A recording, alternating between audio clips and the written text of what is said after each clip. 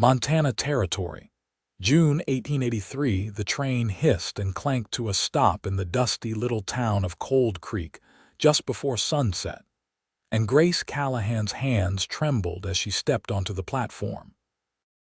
Her bonnet shaded a bruise high on her cheekbone, but not well enough to hide it from the sharp-eyed woman who passed her with a basket of eggs.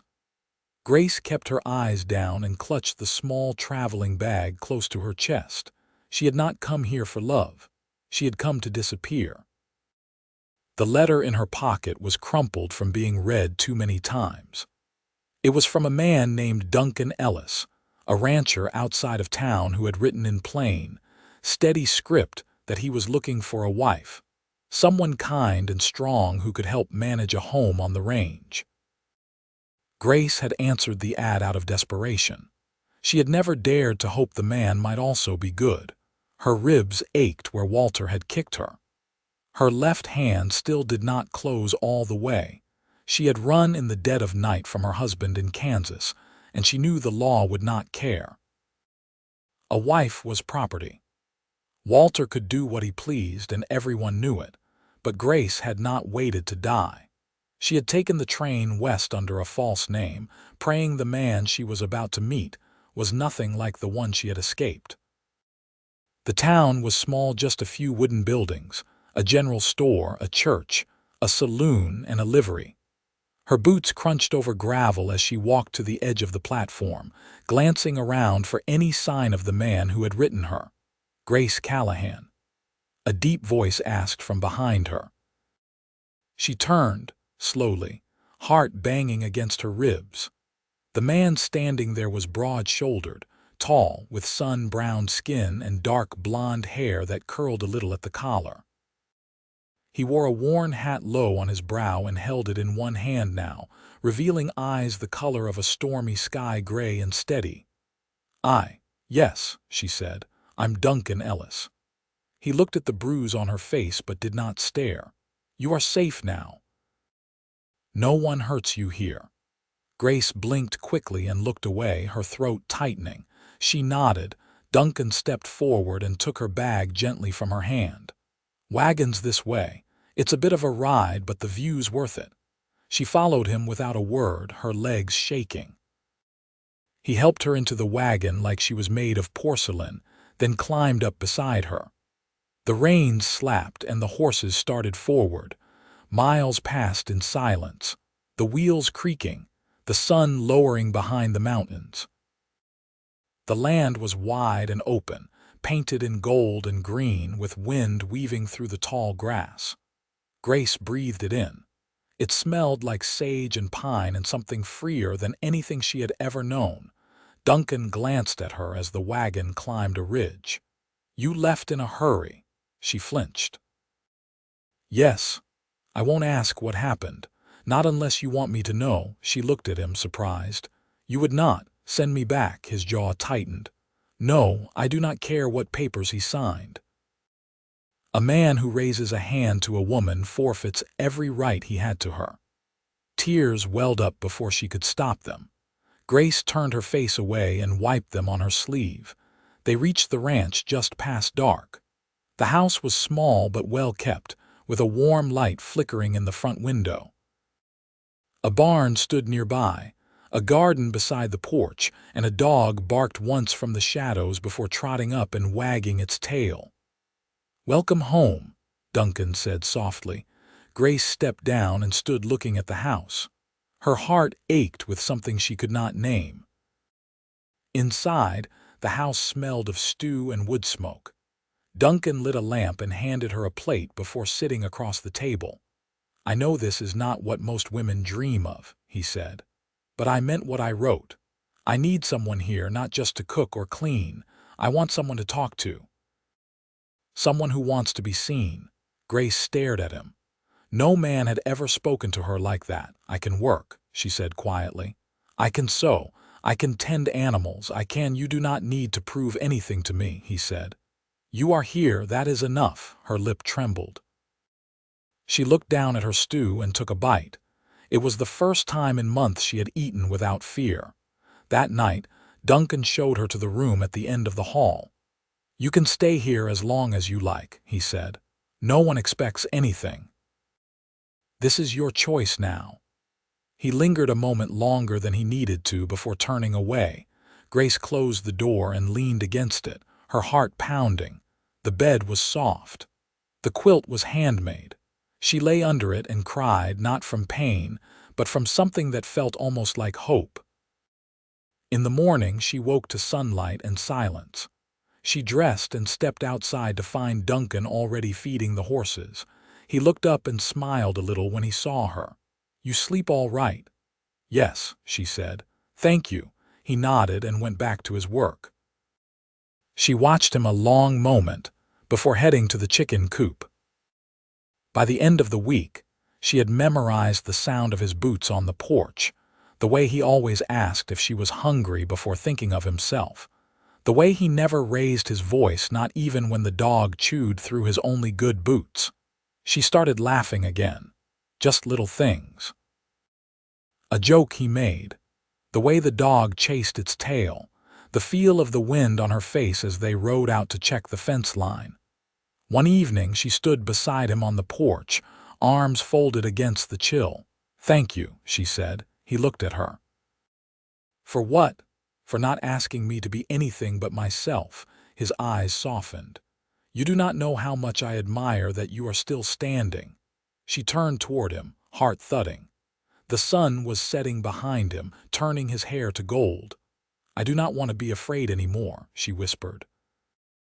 Duncan reached out slowly, giving her time to pull away.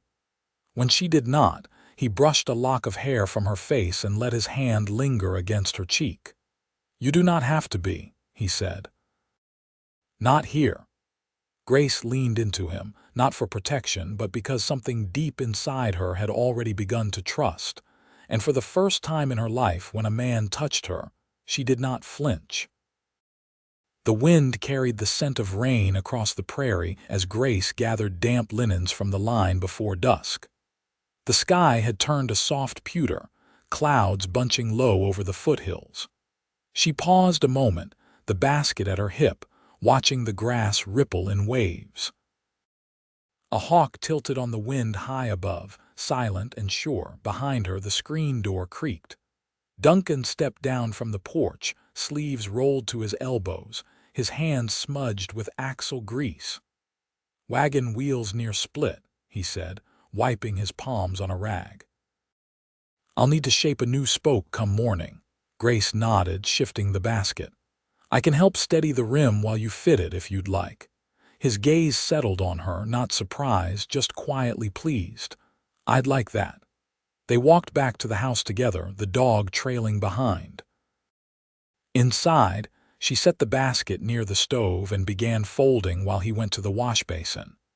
The room filled with the soft sounds of water, the creak of the floorboards, the rustle of cotton. They moved easily around each other now, as though the space between them had grown familiar. From the hearth, Duncan spoke. "My mother used to fold linens that neat, corners to corners like that. She hated when I balled them up to dry off the mule." Grace smiled faintly. "My sister used to press every seam flat with a warm kettle lid." Said wrinkled cloth meant a wrinkled soul. He dried his hands on a cloth and leaned against the doorframe. "You close with her." "I was," Grace said, her voice low. "She married a riverboat man out of St. Louis. He moved her east. I haven't seen her in 5 years. He didn't ask more." She appreciated that. Instead, he crossed to the stove and lifted the kettle. "I boiled some chicory earlier." "You want a cup?" She hesitated, then nodded. He poured 2 and handed her one, fingers brushing hers. They took their cups to the porch. The rain hadn't started yet, but the air had turned cool. She sat on the top step, and he eased down beside her. "Had a letter come last week," he said after a quiet stretch. "From my brother up in Helena. Wants to know if I'll come help him fence his north pasture before winter." She sipped, then glanced sideways. "Will you?" "Thought I'd send back word that I've got reason to stay close this summer." He didn't look at her. He didn't need to. Grace wrapped her hands around the tin cup. "I haven't lived a summer free in near 10 years," she said. "Didn't think I'd ever see one." Thunder murmured in the distance. She felt him turn toward her slightly. "My father taught me to read clouds," he said. "The ones hanging low like that, flat underneath, they mean it'll pass quick. Just a rinse." She tilted her head. "Did he teach you ranching too, for a time? Then he took off down into Wyoming chasing coal money. I stayed." He drank, eyes fixed on the horizon. "Never did take to mining, too many ceilings." Grace smiled at that, small and real. When the rain came, it came light. They stayed on the steps, letting the wind carry the mist across their faces. Duncan set his cup down and leaned forward, forearms braced on his knees. "You ever think about what you do next?" he asked quietly. "Now that you're not running anymore." She looked down at her skirt, where a drop of rain had darkened the fabric. "I haven't let myself think that far," she said. "But I suppose I'd like to plant something. Not just a garden, but something that stays." "Maybe fruit trees." He nodded, slow and thoughtful. "We've got the land for it. Soil's decent down past the creek bend." Grace's chest tightened, not from fear but from the quiet possibility in his voice. She reached out and placed her hand beside his on the step, not touching, just near. "I don't know what you meant when you said you needed someone here," she said, "but I want to be that someone, if there's room." He turned his hand over, palm up, and waited. She slid hers into it. The rain whispered across the porch roof as they sat there, joined not by need, but by the slow, steady choice to stay. By late July, the peach saplings had taken root just south of the creek, 4 of them spaced evenly where the soil ran dark and loamy. Grace knelt by one now, packing earth around its trunk with her bare hands. A breeze stirred the leaves overhead, and the sun cast long slants of gold through the cottonwoods. Behind her, Duncan stepped down from his saddle, his boots pressing soft into the grass. He carried a canvas bag over one shoulder, the strap darkened with sweat. "Traded for molasses and sorghum at the store," he said, setting the bag near her knee. "Also got that spool of blue thread you asked after." Grace brushed her palms on her skirt. "That's a blessing. I've been wanting to finish the hem on that linen dress." He crouched beside her, touching the base of the young tree. "Looks like it's holding. Might just see fruit in 3 summers if the frost's kind." She leaned back, resting on her heels. "That's more than I ever let myself count on." Duncan's eyes stayed on the sapling. "You've got a good hand with living things. Might be your way of healing." She turned her face toward the sound of the creek, where water slipped over stone in a steady hush. "I spent years trying to disappear in stillness. Now I'd like to grow loud in quiet things." He looked at her then, not quick or searching, just steady. "That sounds like a future worth tending." They walked back to the house together, the leather pouch of seed corn she'd carried earlier swinging lightly in her grip. Inside, the kitchen smelled of dried sage and the last of the smoked rabbit she'd cooked that morning. Duncan set the molasses on the shelf while she wiped her hands and reached for the flour sack. "I've been thinking about the schoolhouse," she said, measuring out a cup. "It sits empty 6 days a week. I wonder if the children around here might need more than just Sunday lessons." He leaned against the cabinet, arms crossed. "You thinking of teaching? If the families would trust me. I've no certificate, but I read well and write clear. There's the Connolly boys over on the East Ridge. Their youngest took to numbers quick, but the older one can't hold a pencil still." She folded the flour into the bowl. "They deserve someone patient. I'd say they've got that chance now." She tilted her head. "Would you ride out with me sometime? Help me speak with their mother?" "I will. But you'll do the convincing. I've seen how folks listen when you speak with purpose." Later, after supper and chores, they sat by lamplight in the front room. Grace sewed with the new thread, the linen dress draped over her lap. Duncan carved a new handle for the drawknife, his strokes slow and precise. He set his work down after a while. My brother wrote again. She looked up, needle paused mid-stitch. He said his wife miscarried last month. Second time in a year. Grace's breath caught. I'm sorry. He asked if I'd come see them, just for a few days. She nodded, fingers tightening slightly on the cloth. Of course you should go. I wanted to ask if you'd stay here while I'm gone, he said. Keep the place breathing. Her lips parted, surprised. Alone, he met her eyes, quiet and certain. You've made this house yours. I trust you with it. She looked down, blinking once. No one's ever trusted me with anything that mattered. Then it's long past time. She folded the dress carefully and laid it aside. When will you leave? Come morning. She stood, brushing her skirt smooth. I'll pack you a satchel. You'll want dried apples for the road. He rose too, slower than usual. They stood facing one another in the hush, the air soft with lamplight and the faint scent of pine smoke from the hearth. He lifted a hand toward her cheek, but didn't touch. I'll be back before the wheat turns, he said. I'll be waiting, she answered. And then, because neither of them needed the space between to be filled with anything more than truth, she stepped forward and laid her hand against his chest. His arms came around her, firm and warm. They stood like that, wrapped in the quiet, until the lamp burned low and the crickets began their singing. The morning Duncan rode out, Grace watched from the edge of the porch, one hand resting on the rail worn smooth by weather. His figure grew smaller with each hoofbeat, until the hills folded him from view. The stillness that followed was different from loneliness, more like a room waiting to be entered, a life paused but not abandoned. She settled into the days with quiet purpose. The chickens needed feeding before the heat set in, and the beans along the west fence had begun to climb. She wrapped the young stalks with cotton ties and whispered to them as she worked, not because she believed they heard her, but because the words needed a place to land.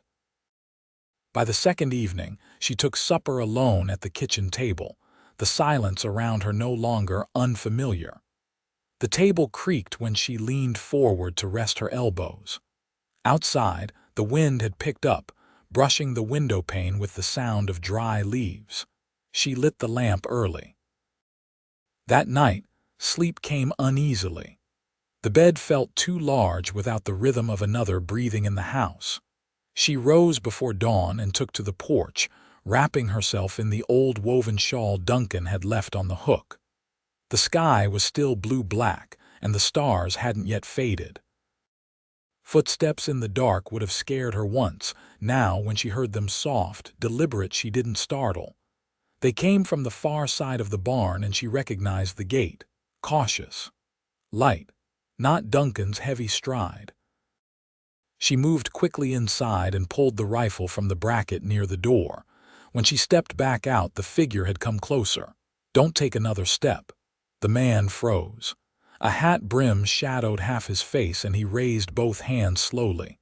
Ma'am, I mean no harm. She kept the rifle steady. You're on private land. I know. I was told Duncan Ellis lived here. His voice was worn but not hard. He helped my brother during a cattle run 2 years back. Said if I ever found myself lost between jobs, I could come ask for work. Grace studied him. He looked to be in his 30s, dust on his boots and hunger in the slope of his shoulders. She didn't lower the gun, but her voice softened. He's gone to Helena. Won't be back for 5 days. The stranger nodded. I'll move on. Wait. He paused, one foot already turning. She lowered the rifle just a hair. You sleep in the barn. You work the next 4 mornings, and when Mr. Ellis returns, he'll decide if you stay. I'll earn my keep. I'll hold you to it. He didn't smile. Just tipped his head with a kind of weary respect and walked toward the barn without another word. She watched until he disappeared behind the door. By sunrise, she found he'd swept the stalls and mucked the troughs. She handed him a tin plate of biscuits and beans at arm's length, and he took it without complaint. "My name's Illy," he said between bites. "Grace." They worked without much talk. She kept the rifle close each day, but he never stepped toward the house and never asked questions. On the fourth morning, she found him mending the corner fence where a post had leaned. He looked up as she approached, wiping his brow. "Ma'am." "Grace," she corrected. He nodded. "Grace, I don't mean to overstep, but I seen the way you keep watch, always listening." Rifle within reach, her jaw tightened. "It's not paranoia when you've lived through the reason." "I figured as much." He stood, brushing off his hands. "I've seen women hurt and called it none of my business. I won't make that mistake again." She studied him, reading the truth in his stance. "You'll speak to Duncan when he returns, and not before." "That's fair." That evening she brought him a slice of cornbread with his supper. It was the first time she'd offered anything extra. Late that night, she sat by the hearth with her sewing, but her thoughts strayed. She missed Duncan's quiet glances, the way he ran his thumb along the edge of his cup when he was thinking. She missed the way he never filled silence with noise. She'd never known love could be so still. She stood and walked to the porch, barefoot across the cool wood. The sky was wide and heavy with stars. Somewhere beyond those hills, Duncan was likely sitting by another fire, thinking of her too. She didn't cry. The ache was not of loss, but of something growing roots, something real. And when dawn came again, she rose with it, because the ranch needed her. Because she wanted it. Because she had chosen this life, and it had chosen her back. Duncan returned in the hush before dawn, the breath of his horse visible in the cool light. The air smelled of wet hay and creek moss as he dismounted, boots stirring dust softened by last night's drizzle. Grace stood in the yard already, her braid tucked into a kerchief, a pail of fresh water in her hand. She didn't speak right away, just looked at him like she was measuring the distance he'd crossed to stand there again. He stepped forward, touching the brim of his hat, then let it fall to his side. "You're up early." She set the pail down. "Didn't sleep much." "I brought a letter from Helena," he said, pulling a folded paper from his coat. "Your sister wrote," her mouth parted, breath catching not from surprise but from something deeper, something unspoken. She took the letter with careful fingers and held it to her chest without opening it. "They're well?" she asked. "They're settled. He's got steady work there now. She wrote that she thinks of you every Sunday when the church bells ring." Grace nodded, blinking once. "Thank you for bringing it." Duncan's eyes moved to the porch. "I saw the saplings. They're taller. You were right about the soil." He looked back at her then, quiet and still. "I thought about you the whole way." She stepped closer. "I hoped you did." They stood in the yard until the sun finally broke over the ridge, casting pale gold across the field. Then he reached for her hand, warm and calloused and familiar, and she didn't hesitate. Inside, she set the letter on the table and poured 2 cups of boiled chicory. Duncan leaned against the wall near the stove, watching her move like he'd missed every small thing she did. "Elise in the east pasture," she said. "Mended the fence better than I could have managed. He treat you fair." He kept to his work. "Asked nothing, expected less. Then I'll pay him for his days and point him toward the Langley herd. They're looking for help." Grace nodded. She sat down across from him, folding her hands. "I've been thinking about the schoolhouse."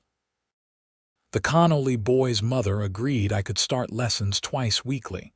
Duncan's brow lifted. "You spoke with her."